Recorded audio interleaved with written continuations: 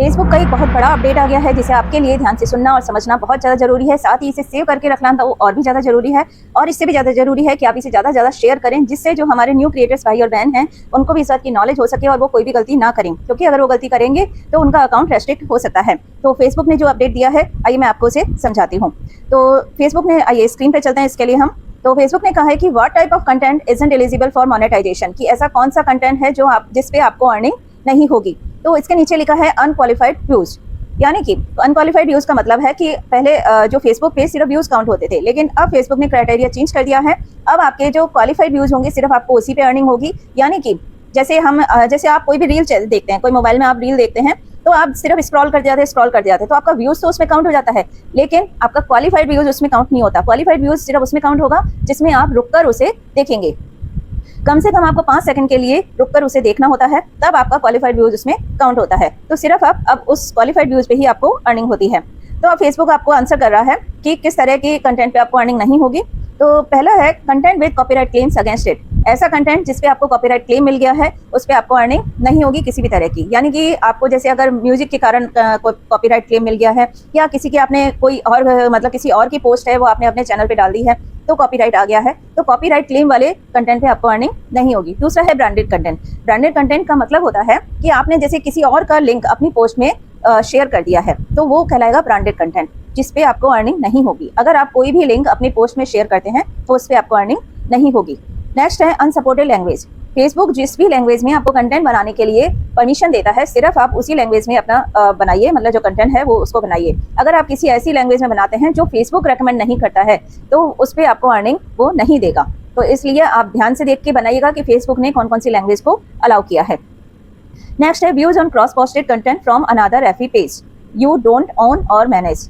इसे आप ध्यान से सुनिएगा कि ये क्या कह रहा है कि ऐसा कंटेंट, ऐसे views on cross posted content जो आपने क्रॉस पोस्टेड किए हैं, लेकिन ऐसे एफबी पेज से जिनके आप एडमिन नहीं हैं, जिसका ऑनरशिप आपके पास नहीं है, अगर आपने उस पेज से अपनी कंटेंट को, अपनी पोस्ट को आपने रीशेयर कर दिया है तो उस पर आपको अर्निंग नहीं मिलेगी। या फिर आपने ज़बरदस्ती किसी और से करा दिया है जिसके आप ऑनर नहीं हैं, तो भी आपको उससे अर्निंग नहीं मिलेगी।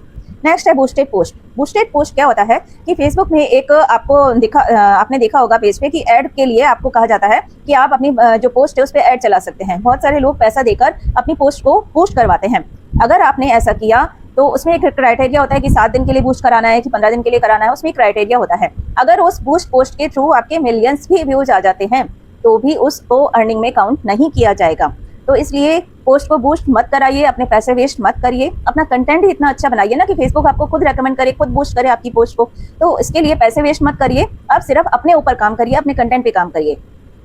नेक्स्ट है deleted post, engagement want count. ऐसी पोस्ट जो आपने डिलीट कर दी हैं उनके व्यूज भी काउंट नहीं किए जाएंगे। कई बार हम क्या करते हैं कि हमारी कोई पोस्ट है जो हमें लगता है कि अब चलो बहुत पुरानी हो गई, डिलीट कर देते हैं। अगर उस पर आपके लाखों व्यूज हैं तो उसे आप डिलीट मत करिए। फेसबुक पे एक बार आपने जो पोस्ट कर दिया है, अगर उस पर आपके व्यूज आ रहे हैं तो आप उसे डिलीट मत करिए, उसकी अर्निंग वरना आपको नहीं मिलेगी।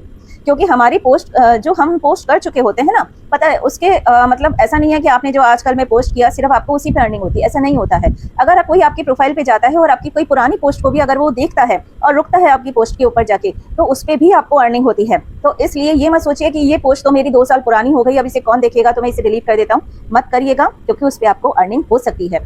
नेक्स्ट है आपका content with ads disable by you.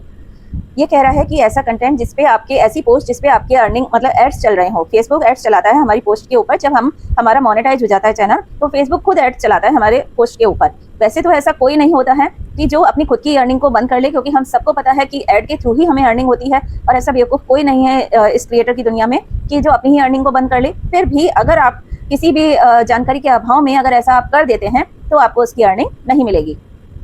Next है कंटेंट विद इनऑथेंटिक एंगेजमेंट, यानी कि ऐसा कंटेंट जो कि इनऑथेंटिक है, यानी कि आपने अगर किसी से जैसे जबरदस्ती आपसे आपने करवा लिया है, या मतलब ऐसा मतलब किसी से जबरदस्ती रीशेयर करवाया है, या किसी से कोलैबोरेशन के थ्रू आप अगर उस पर लेके आ रहे हैं, अपने पे मतलब पोस्ट के ऊपर व्यूज लेके आ रहे हैं, तो आपको उससे अर्निंग नहीं होगी। आपकी अर्निंग सिर्फ आपके अपने ही चैनल से होगी। तो अपने चैनल को इतना स्ट्रांग बनाइए, अपने कंटेंट को इतना स्ट्रांग बनाइए, अपने ऊपर काम करिए, अपने कंटेंट पे काम करिए और ज़्यादा से ज़्यादा अर्निंग करिए। अगर आपका कंटेंट अच्छा होता है तो फेसबुक खुद रेकमेंड करता है, तो जाइए और अच्छा अच्छा काम करिए और अपनी पोस्ट को बूस्ट करिए। और इस वीडियो को सेव कर लीजिए और ज़्यादा से ज़्यादा